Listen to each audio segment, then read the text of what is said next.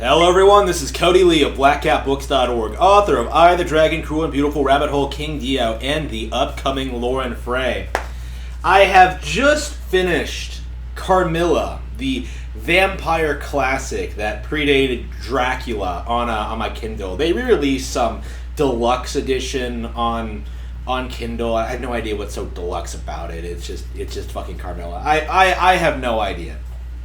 But I did read it, and I did reasonably enjoy it. Now, I don't think it's as good as Dracula. I think Dracula kind of stands on its own merit as being like a legitimately really good, creepy fantasy story about a bunch of people and their interactions with this supernatural creature. Carmilla is a lot shorter, it's a lot more simplistic, and it's a lot less intense. It kind of focuses primarily on the protagonist Laura and her relationship with this vampire Carmilla, or I should friendship I should specify, because this is one of those cases where a lot of people tend to implement lesbian subtext into this story that really doesn't have any. Like all Carmilla is doing is preying on a victim. That seems to be the trend. The pattern in her behavior is that she targets people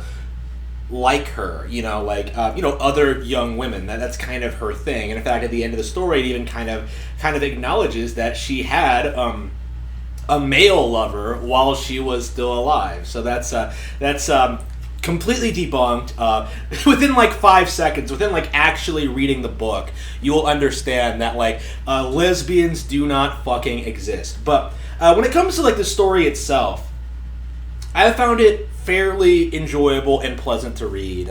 Really good prose, especially early on. Really good setup. A really interesting sort of. I like Laura as a protagonist, with her like sort of bemoaning her station in life, with being surrounded in a rural area with no young girls her age she'll sort of be friends with, and then Carmilla comes in and they do seem to legitimately become friends, but then she's actually a vampire and they have to kill her. It's very straightforward. Very, very, very straightforward. I have